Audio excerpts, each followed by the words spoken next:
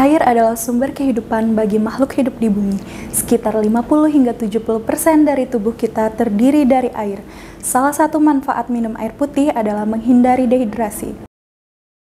Seorang pakar mengatakan bahwa penjaminan keamanan dan mutu AMDK harus dilakukan secara menyeluruh, mulai dari menjaga kualitas baku air dengan menjaga lingkungan di sekitar sumber air, menjaga integritas dan kebersihan kemasan yang digunakan, mengolah air secara higienis sampai dengan mendistribusikannya ke konsumen.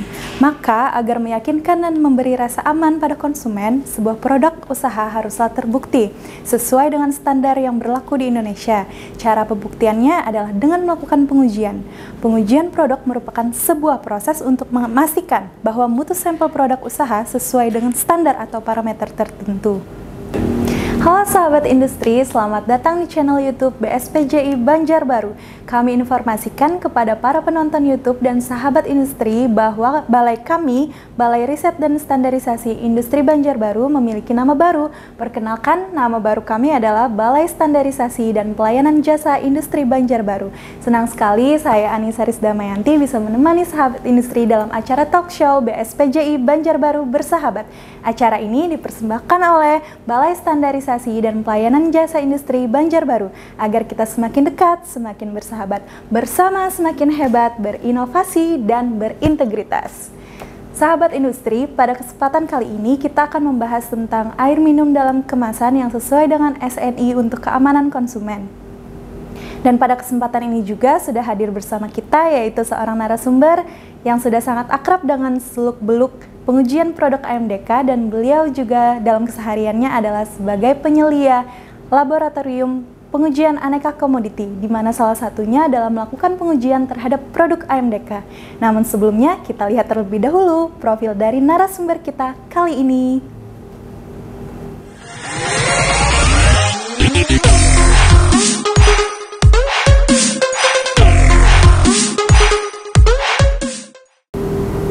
Selamat datang Ibu Sri Hidayati, bagaimana kabarnya Bu? Alhamdulillah sehat Mbak Anissa.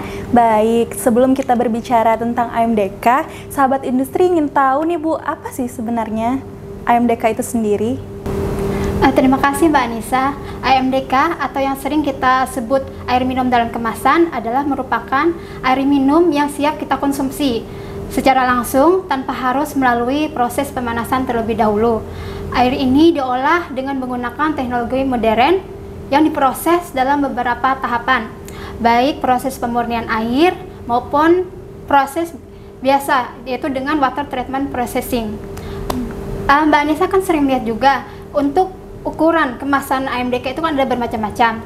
Ada dengan galon, ada dengan botol, dan ada juga dengan gelas. Nah, untuk dengan galon ini, untuk satu galonnya kan biasanya isinya 19 liter. Untuk botol biasanya kan ada beberapa variasi. Ada yang 330 ml, ada yang 600, dan juga ada yang 1500 ml. Sedangkan untuk gelas ada yang 220 ml dan ada juga yang 240 ml. Jadi AMDK ini adalah air yang sudah siap dikonsumsi dan aman ya Bu? Iya benar Mbak Anissa. Jadi maksudnya AMDK di sini sudah melalui proses pengolahan yang memenuhi syarat sehingga bisa langsung diminum dan aman untuk dikonsumsi. Untuk kualitas air minum ini harus memenuhi ada 3 syarat, yaitu syarat kimia, syarat fisika, dan juga syarat mikrobiologi. Apabila ketiga syarat ini tidak terpenuhi, maka kualitas air minum itu dikatakan tidak memenuhi. Bahayanya, konsumsi air minum kemasan yang tidak sehat ini mengandung berbagai bakteri berbahaya yang bisa menyebabkan sakit perut, bahkan kan diare, dan bisa juga menyebabkan kanker. Wah, menarik ya Bu. Berarti apakah ada cara untuk mengenali ciri-ciri air minum yang berkualitas? Iya benar Mbak Ica. Dari 3 syarat tadi bisa saya uraikan sedikit, yaitu untuk syarat fisika, secara fisik air minum kan yang sehat harus bening, tidak berwarna, dan tidak juga berbau. Air yang bisa diminum haruslah tidak mengandung bahan tersuspensi atau keruh. Untuk syarat kedua yaitu syarat mikrobiologi. Karena digunakan untuk minum, AMDK harus bebas dari segala macam bakteri yang mencemarinya. Terutama harus bebas dari bakteri patogen atau penyebab penyakit. Untuk mengetahui ada atau tidaknya kandungan patogen dalam air minum, maka air minum itu harus diuji di laboratorium. Adapun untuk syarat ketiga, yaitu syarat kimia. Air minum yang sehat juga harus memenuhi syarat kimia yang dibutuhkan. Artinya, air harus mengandung zat-zat tertentu yang dibutuhkan. Misalnya zat besi, mangan, dan klorida, tetapi dalam jumlah tertentu sesuai persyaratannya. Wah, semakin menarik nih sahabat industri diskusi kita. Baik Ibu, dari ketiga syarat yang Ibu sebutkan tadi, apakah semuanya sudah masuk seperti yang kita singgung di awal tadi, yaitu SNI AMDK? Ya, benar Mbak Ica, semua syarat tadi sudah termasuk ke dalam SNI AMDK. Jadi, dalam rangka menjamin kualitas dan keamanan AMDK, BSN telah menetapkan SNI 013553/2006, air minum dalam kemasan. Kemudian direvisi dan sekarang menjadi SNI 3553/2015. Air mineral, selain air mineral ini, BSN juga telah menetapkan SNI yang termasuk dalam kategori AMDK, yaitu SNI air mineral alami, SNI air mineral demineral, dan SNI air minum embun. SNI air minum dalam kemasan ini diberlakukan secara wajib oleh Kementerian Perindustrian. Kalau berbicara regulasi seperti yang Ibu barusan jelaskan, berarti memang ada bermacam-macam ya Bu. Ternyata SNI yang termasuk ke dalam kategori AMDK yaitu terdiri atas SNI air mineral, SNI air demineral, serta SNI air minum embun. Ya, benar sekali Mbak Ica. Jadi dengan ditetapkannya SNI AMDK ini diharapkan dapat melindungi kesehatan dan kepentingan konsumen, menjamin perdagangan pangan yang jujur dan bertanggung jawab, serta mendukung perkembangan dan diversifikasi produk industri air minum dalam kemasan. Berarti kalau berbicara SNI, tadi juga sempat Ibu jelaskan tentang parameter uji. Apakah ada parameter yang bisa langsung diasumsikan untuk menilai kualitas terhadap pengujian yang dilakukan, Bu? Benar, biasanya kan ada 4 parameter sih yang bisa kita gunakan untuk menentukan kualitas air minum. Di antaranya adalah pH, tingkat kekeruhan, TDS, dan juga suhu. Akan tetapi di sini bukan berarti ya parameter yang ada di SNI AMDK yang lain itu tidak penting.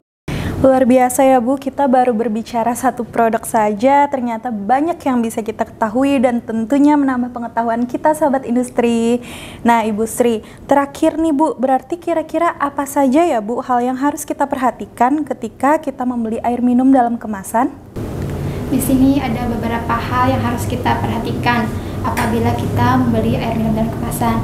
Yang pertama, kita harus memperhatikan suhu saat membeli. Air minum dalam kemasan memang biasanya kan dijajakan di pinggir jalan hingga atau sampai di supermarket. Saat haus melanda kan tenggorokan kita tidak menutup kemungkinan seseorang akan membeli minuman di tempat terdekat. Nah, yang kedua harus kita perhatikan yaitu lihat bentuk kemasan. Bentuk kemasan dinilai sebagai cara yang paling mudah untuk melihat kualitas air minum tersebut. Seseorang disarankan untuk tidak membeli air minum dalam kemasan jika bentuk kemasannya sudah penyok atau botolnya sudah berubah bentuk meski air di dalamnya masih penuh. Adapun yang ketiga yang harus kita perhatikan yaitu lingkungan penyimpanan. Tidak dimungkiri juga lingkungan berpengaruh terhadap kualitas air dalam kemasan. Meski sudah dikemas dengan baik, tapi kan lingkungannya yang tidak bersih juga dapat mencemarkan air minum dalam kemasan tersebut. Kemudian yang keempat yaitu kita melihat tanggal kadaluarsa. Hal ini tidak boleh dilupakan saat kita membeli air minum atau makanan dalam kemasan. Kita harus melihat tanggal kadaluarsanya. Kemudian hal yang kelima, memperhatikan warna dan bau air tersebut. Warna air minum dalam kemasan yang baik tentunya bening, sedangkan air yang berkualitas akan berbau layak air segar dari daerah pegunungan. Kemudian hal yang keenam, kocok terlebih dahulu. Untuk memastikan air dalam kemasan itu masih berkualitas bagus, sebaiknya dikocok terlebih dahulu. Yang ketujuh adalah harus terdaftar. Di sini kan produk AMDK yang beredar di masyarakat harus diakui dan terdaftar. Biasanya ada di kemasannya. Nah, di situ dapat kita lihat. Kemudian yang kedelapan, laporkan jika kemasannya rusak. Konsumen kan dapat menukarkan produknya ke tempat pembelian semula apabila barang tersebut ada terlihat cacat dan memberitahukan pedagang jika barang yang dijualnya memiliki kemasan yang rusak. Demikian Mbak Ica, beberapa hal yang dapat kita perhatikan dan kita ingat agar kita bisa minum dengan tidak was-was dan khawatir, tapi kita minum dengan rasa nikmat dan aman. Baik Ibu Sri Hidayati dan sahabat industri, luar biasa sekali diskusi kita hari ini. Terima kasih atas semua yang telah disampaikan. Semoga dapat bermanfaat bagi sahabat industri semuanya. Jangan lupa untuk segera klik like, comment, share, serta subscribe dan aktifkan lonceng notifikasi untuk mendapatkan video-video terbaru di channel YouTube ini. Jangan lupa juga untuk follow akun Instagram kami di bspji_banjarbaru, kemudian di Twitter kami di @bspji_banjarbaru atau @Facebook kami di bspji_banjarbaru.